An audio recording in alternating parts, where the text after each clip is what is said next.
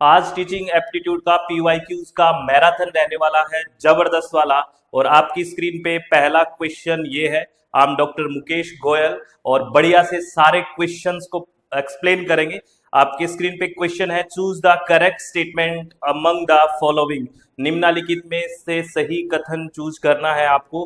पहला है, diagnosis of the learner is done in interactive stage of teaching. ये question कहां से है? जो हम स्टेजेस की बात करते हैं, प्री एक्टिव की बात करते हैं, इंटरएक्टिव स्टेज की बात करते हैं और पोस्ट एक्टिव स्टेज की बात करते हैं। स्टेजेस ऑफ लेवल के साथ मैच मत कर देना, these are stages of teaching. तो पहला, diagnosis of learner is done in interactive stage of teaching, बिल्कुल सही है। क्योंकि हम इंटरएक्टिव में जब इंटरेक्शन करते हैं, जैसे लेक्चर हम देते हैं क्लास में जाके, है ना, तो हम डायग्नोज कर रहे हैं चीजों को कि क्या चीजें उसमें है, निदान करने का शिक्षण की प्रक्रिया में। पहला सही है।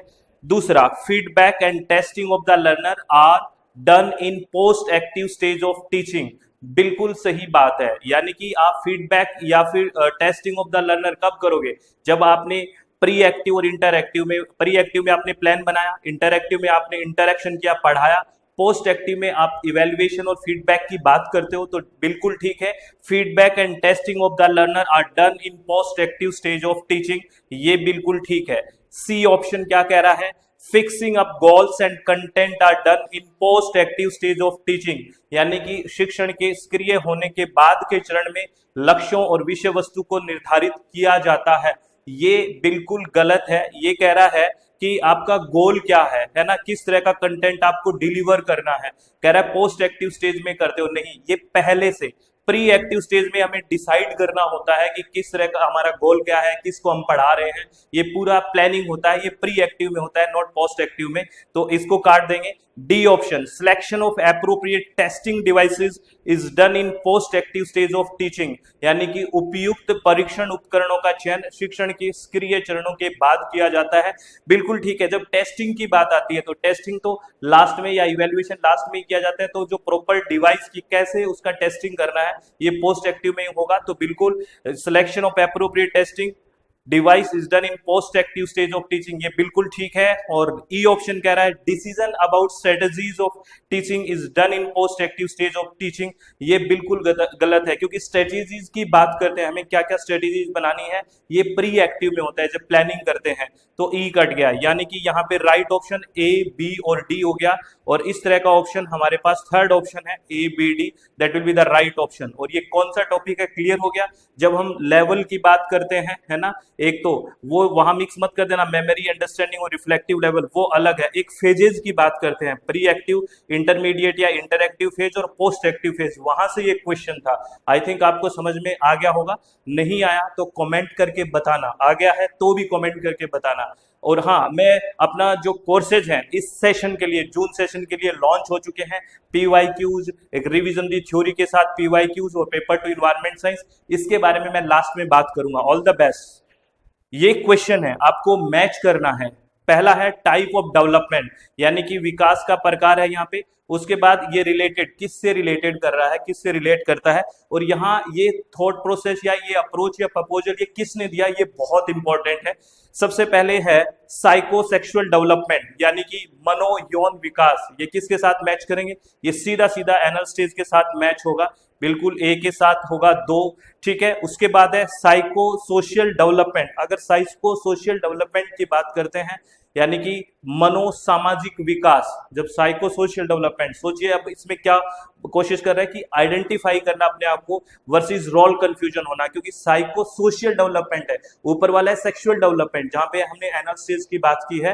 तो यहाँ साइको सोशल डेवलपमेंट, सामाजिक विकास, यानी कि आइडेंटिफाई वर्सेस रोल कंफ्यूजन, यानी कि बी का 1 आ जाएगा और ए का 2 और बी का 1। तो लास्ट ऑप्शन ही हमें दिख रहा है, बिल्कुल।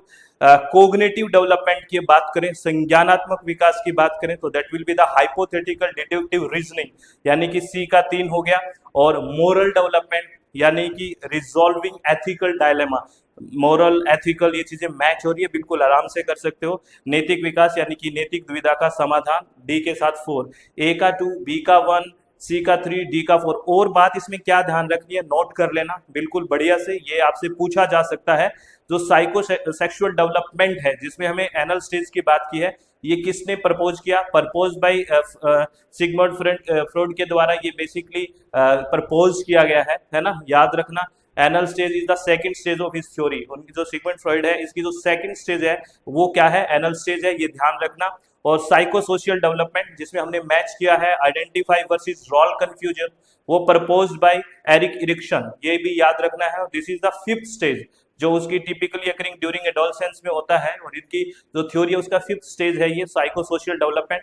कोग्निटिव डेवलपमेंट जिसके साथ हमने मैच किया था हाइपोथेटिकल डिडक्टिव रीजनिंग, ये प्रपोज्ड है जीन पियाजे के द्वारा, है ना। ये हम पढ़ते हैं बिल्कुल थ्योरेटिकल सारी बातें इसमें, थ्योरी को जब हम डिटेल में थ्योरी की बात करते हैं तो सारी थ्योरीज को पढ़ते हैं।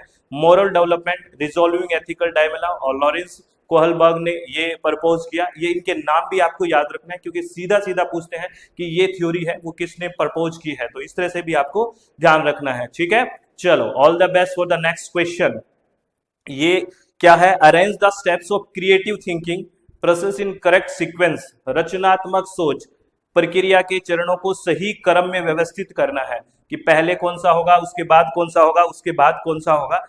देखो, सबसे पहले तो मुझे सीधा सीधा लग रहा है कि आपकी कोई भी सोच है, जैसे क्रिएटिव थिंकिंग है, सबसे पहले हम प्रिपरेशन करते हैं, तैयारी करते हैं, तो सबसे पहले तो ये आएगा।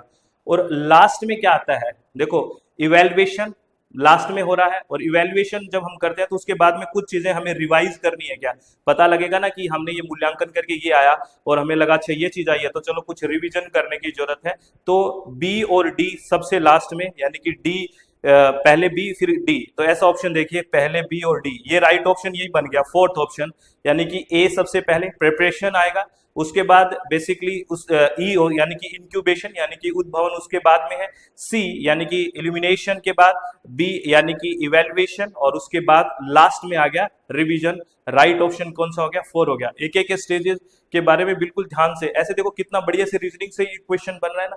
सबसे पहले प्रिपरेशन करेंगे किसी भी चीज की, उसके बाद चीजों को इवेल्युएट करते हैं, है ना, फाइनली इवेल्युएट करते हैं, और इवेल्युएशन में कुछ पता लगता है तो चीजों को रिवाइज करने की कोशिश करते हैं कि हमें ऐसा करना चाहिए। तो इसी से ही ये ऑप्शन बन गया बी और डी से लास्ट में, तो फोर्थ ऑप्शन होगा। और इसको थोड़ा सा मैं आपको बता देता हूं कि चारों का मतलब क्या है ना, कोई कंफ्यूजन ना रहे। प्रिपरेशन है ना, you gather information and define the problem. Preparation में क्या होता है? समस्या को समझना और जानकारी इकट्ठा करना, सबसे पहले प्रिपरेशन में ये आएगा। उसके बाद इंक्यूबेशन यानी कि उद्भवन की बात है, you step away letting your subconscious process the data. ऐसा होता है क्या?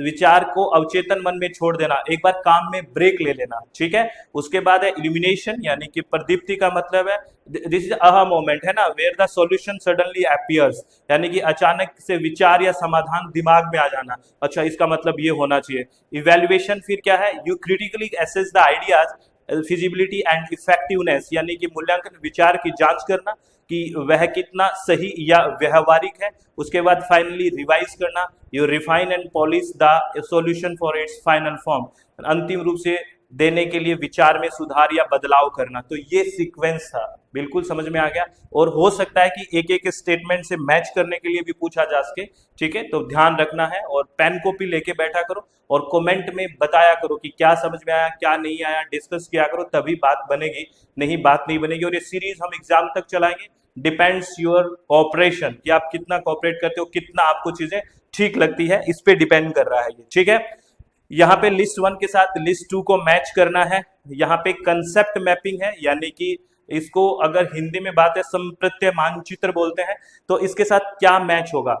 सीधा का सीधा लिख रखा है concept mapping, this is the graphical tool. Concept map पे ले आ गया ना, मैप ग्राफ थोड़ा मैच कर रहे हैं ना, तो concept mapping is the graphical tool for organising and representing knowledge, यानी कि ज्ञान और को व्यवस्थित करने और निरूपित करने के लिए ग्राफिकल टूल है ये, ठीक है।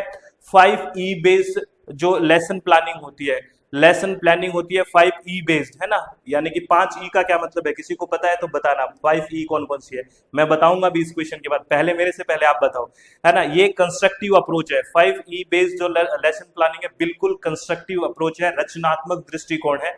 ए का 1 आ गया, बी का 2 आ गया, और इस तरह का जो ऑप्शन है मुझे सेकेंड ही दिख रहा है, बिल्कुल सेकेंड ही है। और stimulus response based lesson planning यानी कि उद्दीपक अनुक्रिया आधारित पाठ योजना, ये एक बिहेवियरल अप्रोच है ना, व्यवहारिक दृष्टिकोण है, ये हो गया। और यूनिट प्लान में क्या होता है, systematic arrangement of subject matter, सीधा सीधा शब्दों से सारा सारा खेल टीचिंग एप्टीट्यूड में शब्दों का है, वर्ड्स का, ये पहचान गए तो सारी चीजें हो जाएगी। यानी कि ए का 1 है, बी का 2 है, सी का 3 है, सी का 4 है सॉरी, और डी का 3 है, यानी कि right option will be the second option, right हो जाएगा। ठीक है, अब 5E की बात कर रहे थे, क्या है 5E, मैं आपको बता देता हूं। देखिए ये पूछा जा सकता है अलग से, क्योंकि एक बार ऐसा भी क्वेश्चन पूछा गया कि 5E में E का क्या मतलब है, एक सीक्वेंस में लगा दिया था। तो 5E based lesson planning matches with constructive approach, और 5E में क्या है, engage, explore, explain, elaborate, evaluate, these are 5E, ये ध्यान रखना है। Engage, explore, explain, elaborate, evaluate, these are 5E, और ये कंस्ट्रक्टिव लर्निंग थ्योरी है, ये ध्यान रखना, ठीक है ना। चलो आगे अगर बात करते हैं, क्वेश्चन है which of the following is an example of biological motive, निम्नलिखित में से कौन जैविक अभिप्रेरणा का उदाहरण है। तो बाकी के सारे, अब हंगर है, भूख है, ये बायोलॉजिकल मोटिव ही है ना, शरीर की ये एक वो है, बायोलॉजिकल मोटिव है। और तो जैसे अचीवमेंट है, पावर है, एफिलिएशन है, ये एक सोशली एक आपको बेसिकली मोटिव होता है कि समाज में मुझे ये अचीव करके दिखाना है, ये पावर चाहिए। लेकिन जो बायोलॉजिकल है वो मोटिव क्या है, हंगर है। तो राइट ऑप्शन क्या है, हंगर, बिल्कुल easy busy question. Next question, which of the following is not the criticism of behaviourist model of teaching, निम्नलिखित में से कौन सा शिक्षण के व्यवहारवादी मॉडल की आलोचना नहीं है। नोट है ना, ये ध्यान रखना, क्रिटिसिज्म नहीं है, ये बताना है। पहला, it doesn't take into account important internal process that take place in mind, यह महत्वपूर्ण आंतरिक प्रक्रियाओं को ध्यान में नहीं रखता है जो दिमाग में होती है। ये एक उसका क्रिटिसिज्म है। बिहेवियरल जो मॉडल है, बिहेवियर मॉडल के बारे में हम बात करते हैं, तो ये तो क्रिटिसिज्म है कि ये इंपॉर्टेंट इंटरनल प्रोसेस है ना, उनको बेसिकली नहीं लेता अकाउंट में। तो ये तो, लेकिन हमें क्वेश्चन में क्या पूछा है, नोट द क्रिटिसिज्म, तो ये तो क्रिटिसिज्म है। Second option, it doesn't appropriate for higher order learning, यह उच्च क्रम सीखने के लिए उपयुक्त नहीं है, बिल्कुल ये भी क्रिटिसिज्म है, क्योंकि व्यवहारवादी जो बिहेवियरिस्ट मॉडल है इसमें देखो इंपॉर्टेंट इंटरनल प्रोसेस को छोड़ देते हैं, बेसिकली ये क्रिटिसिज्म है। और ये एप्रोप्रिएट नहीं है हायर ऑर्डर लर्निंग के लिए, ये भी क्रिटिसिज्म है। आगे third option, it is not appropriate for lower order learning, यह निचले क्रम के सीखने के लिए उपयुक्त नहीं है, ये क्रिटिसिज्म नहीं है, क्योंकि लोअर ऑर्डर के लिए तो ये सबसे सुटेबल माना गया है जो बिहेवियर्स मॉडल है। इसके बारे में हम डिटेल में बात करते हैं, आपको याद आया, it is not appropriate for lower order learning, ये क्रिटिसिज्म नहीं है। और यही आपसे क्वेश्चन में पूछा है कि कौन सा क्रिटिसिज्म नहीं है ना। तो और बाकी लास्ट वाला भी क्रिटिसिज्म है, learning is something beyond the association between stimulus and response, क्योंकि बिहेवियर जो है स्टिमुलस और रिस्पॉन्स की बात ही करता है, लेकिन कुछ उससे ऊपर भी जाके चीजें हैं, ये भी एक क्रिटिसिज्म है। इसका क्रिटिसिज्म कौन सा नहीं है, it is not appropriate for lower order learning, ये नहीं है। तो according to this question answer will be the third option, will be the right option, ये आपको ध्यान रखना है, ठीक है। तो आपको मैं बता दूं, it is not appropriate for lower order learning, this statement is not a criticism, और क्रिटिसिज्म नहीं है, यही क्वेश्चन में पूछा था of the behaviour model, because behaviourism actually considered highly effective for lower order learning, ये हाईली इफेक्टिव है behaviour model, ठीक है, ये ध्यान रखना है। नेक्स्ट क्वेश्चन, और बिल्कुल कॉन्सेंट्रेट रहना है, एकाग्रता को बिल्कुल बनाए रखना है, छोड़ना नहीं है एकाग्रता, है ना, कंसंट्रेशन। क्वेश्चन है, arrange the educational objective of cognitive domain from lower order to higher order skills. अब ये देखो कोग्निटिव डोमेन की बात है, अब यहाँ पे तीनों डोमेन से क्वेश्चन पूछे जाते हैं, कोग्निटिव भी पूछे जाते हैं, साइकोमोटर से भी पूछे जा रहे हैं, अफेक्टिव से तो बड़ा जबरदस्त हो जाता है ये ब्लूम्स टैक्सोनॉमी के बारे में।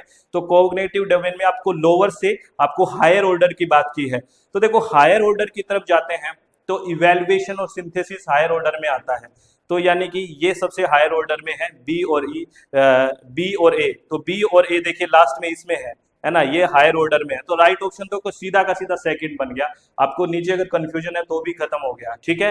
तो इसमें सबसे पहले क्या होगा, नॉलेज, उसके बाद कॉम्प्रीहेंशन, उसके बाद एनालिसिस, उसके बाद सिंथेसिस और इसके बाद इवेल्युएशन की बात होगी। तो right option will be the second. देखो बिल्कुल इजी तरह से अगर क्वेश्चन करना चाह रहे हो तो क्वेश्चन का फंडामेंटल को पढ़ो, थ्योरेटिकल चीजों का होना भी बहुत ज्यादा जरूरी है, उनका समझना भी बहुत ज्यादा जरूरी है, तभी हम पीवाईक्यूज को बहुत अच्छे से कर पाएंगे, ठीक है ना, ध्यान रखना ये बात। Next question, all the best for the next question. Next question है, which of the following is not correct about the criteria reference texting. CRT के बारे में कौन सा करेक्ट नहीं है, आपसे ये पूछा गया है, ठीक है। तो आपको पता है जब हम बात करते हैं norm reference, criteria reference, formative assessment की बात करते हैं, समेटिव की बात करते हैं, इप्सेटिव की बात करते हैं, तो अगर हम क्राइटेरिया की बात करते हैं तो एक स्टैंडर्ड डिसाइड करते हैं, आपको पता है ना कि उस स्टैंडर्ड से मैच कर रहा है कि नहीं, क्राइटेरिया सेट कर दिया है। लेकिन यहाँ है it is also called domain reference testing, बिल्कुल ठीक बात है, नॉट करेक्ट पूछा है, ये तो करेक्ट है। Second, it is also called objective reference testing, ये बात भी करेक्ट है, इसको ऑब्जेक्टिव रेफरेंस टेस्टिंग भी बोलते हैं। Third, it's principle uses are in mastery test, बिल्कुल इसका जो प्रिंसिपल है मास्टरी टेस्ट के लिए, क्योंकि स्टैंडर्ड डिसाइड कर देते हैं, तो ये भी ठीक है। It is useful in testing the relative position of an individual in A group, ये गलत है। ये गलत इसलिए है क्योंकि बेसिकली ये नॉर्म रेफरेंस भी होता है, इंडिविजुअल वाला जहाँ रैंकिंग वगैरह आती है, ये क्राइटेरिया रेफरेंस में नहीं होता है। तो नोट करेक्ट ये आपको बताना था। तो right option will be the according to this question, fourth option will be the right option, ये भी आपको ध्यान रखना है, बिल्कुल बढ़िया से ध्यान रखना है, ठीक है। चलो आगे बात करते हैं। नेक्स्ट क्वेश्चन आ रहा है कि आपको अरेंज करना है, arrange the following in the ascending order of adoption according to the transmission model of learning. Transmission model of learning, ये टीचर सेंटरिंग होता है, चीजों को ट्रांसमिट करना, है ना। इसका आपको क्या है, असेंडिंग ऑर्डर पढ़ना है, असेंडिंग और डिसेंडिंग दो पढ़ते हैं ना, असेंडिंग ऑर्डर की बात करनी है। तो सबसे पहले इसमें हम समझेंगे भी इसको डिटेल में, सबसे पहले इसमें एक्सपोजर आएगा, बिल्कुल ठीक बात है। उसके बाद आएगा एक्सपोजर के बाद प्रोसेसिंग, ठीक है, और सबसे लास्ट में लर्निंग आता है। तो इस तरह का ऑप्शन मेरे पास फोर्थ ऑप्शन बन गया, ठीक है। फोर्थ ऑप्शन सबसे पहले मेरे पास आएगा एक्सपोजर, ठीक है, उसके बाद मेरे पास है प्रोसेसिंग, उसके बाद है मेरे पास कॉम्प्रीहेंशन, उसके बाद है रिकॉल और उसके बाद है लर्निंग, यानी कि राइट ऑप्शन होगा ACDBE। अब एक एक चीज का मतलब भी समझ लो, है ना। Transmission model of learning, it's important, ये बहुत इंपॉर्टेंट है, नोटबुक में नोट करो अगर नोटबुक है तो, और कमेंट में बताते रहो कि क्या सब ठीक चल रहा है, बढ़िया से समझ आ रही है सारी चीजें। देखिए, in the transmission model of learning the stages of adoption following a sequential teacher centred process where information is pass to the learner, यानी कि अधिगम के संचरण मॉडल में ग्रहण करने के चरण एक अनुक्रमिक शिक्षण केंद्रित प्रक्रिया, शिक्षक केंद्रित प्रक्रिया का अनुसरण करते हैं, जहां सूचना शिक्षार्थी को दी जाती है। तो इसमें बेसिकली क्या होता है, देखिए एक्सपोजर की बात करते हैं, एक एक के वर्ड को आप समझना। Exposure, this is the initial stage where the learner is introduce to new material और स्टिमुलाई, यानी कि एक्सपोजर या संपर्क या प्रकटीकरण क्या है, शिक्षार्थी को पहली बार नई जानकारी या सामग्री के सामने लाया जाता है कि ये चीजें हैं, नई जानकारी है, यानी कि उसको एक्सपोजर किया जाता है, बिल्कुल। उसके बाद सेकंड प्रोसेसिंग, यानी कि the mental activity where the learner begin to organise and link the new information with the prior knowledge, यानी कि शिक्षार्थी उस जानकारी को मानसिक रूप से व्यवस्थित करना शुरू करता है कि मैंने पुराना सीखा है, उसमें नया सीखा है, क्या चीजें अच्छे से इसको ऐड करूं मैं। ऐसा आप करते हो ना, कोई नई चीज आपको दिखाया, एक्सपोजर किया कि अच्छा ये मैं इसके बारे में जानता हूं, यानी कि प्रोसेसिंग चल रहा है। उसके बाद है comprehension, this stage where the learner understand the meaning, context and application of the information, यानी कि समझ या बोध, यानी शिक्षार्थी दी गई जानकारी का अर्थ क्या है, उस संदर्भ, उसके किस संदर्भ में इसको यूज करना है, उसकी गहराई को समझेगा। उसके बाद है रिकॉल करना, the ability to retrieve and use the understood information from memory when needed, यानी कि स्मरण, रिकॉल, सीखी गई जानकारी को आवश्यकता पड़ने पर याद करने या पुनः प्राप्त करने की क्षमता, this will be the recall. और फाइनली है learning, the final stage where the knowledge is internalise integrated into the cognitive framework and result in the permanent change in behavior और understanding। बहुत आराम से सटीकता के साथ समझना है। इन्हीं वर्ड से क्वेश्चंस आते हैं। क्या है? अंतिम चरण, जहां ज्ञान पूरी तरह आत्मसात हो जाता है और व्यवहार में स्थायी परिवर्तन आता है। और स्थायी परिवर्तन, परमानेंट चेंज आना ही तो लर्निंग होती है। टेम्परेरी चेंज आता है वो कोई लर्निंग नहीं होती है। और लर्निंग की करेक्टरिस्टिक्स में जब हम थ्योरेटिकल बात करते हैं तो बहुत सारी करेक्टरिस्टिक्स की हम बात करते हैं, उन्हीं में से एक क्वेश्चन उठाया गया है। याद रखना, एक्सपोजर, प्रोसेसिंग, कॉम्प्रिहेंशन, रिकॉल और learning, this will be the transmission model, है ना। ये ध्यान रखना इंपॉर्टेंट है। और आपने जो नोटबुक ले रखी है उसमें लिखो, मेरे मुंह की तरफ मत देखो, लिखो उसको, ठीक है। चलो, बहुत बढ़िया बहुत बढ़िया बहुत बढ़िया। नेक्स्ट चलते हैं। नेक्स्ट क्वेश्चन क्या कहता है? क्वेश्चन है, which of the following is not A correct statement. Not A correct statement. आप पेपर देने जाओ ना, ये नोट और ये सब चीजें पढ़ के रखना कि ये नोट पूछ रहा है या क्या पूछ रहा है। पहला क्या कह रहा है? Operant behaviour is emitted in the presence of discriminative stimuli. ये बिहेवियर, ये थ्योरी हम सब पढ़ते हैं। क्रियात्मक व्यवहार विभेदक उद्दीपकों की उपस्थिति में प्रदर्शित होता है। ये तो करेक्ट स्टेटमेंट है जब हम ऑपरेंट बिहेवियर की बात करते हैं। सेकंड कह रहा है, learning is the encoding of information in long term memory. सीखना दीर्घकालिक स्मृति में सूचना का भंडारण है। ये भी ठीक है, आपको नॉट करेक्ट पूछा है। Language doesn't play any role in self regulation. यहीं पे गड़बड़ हो गई। भाषा आत्म नियमन में कोई भूमिका नहीं निभाती है। ये गलत है, भाषा का तो बहुत बड़ा रोल है। तो यही स्टेटमेंट करेक्ट नहीं है और आपसे यही पूछा है कि not A correct statement. Last वाला, प्रतिक्रियात्मक व्यवहार अप्रतिबिंबित उद्दीपकों की उपस्थिति में उत्पन्न होता है, यानी कि respondent behaviour is elicited in the presence of unconditional stimuli.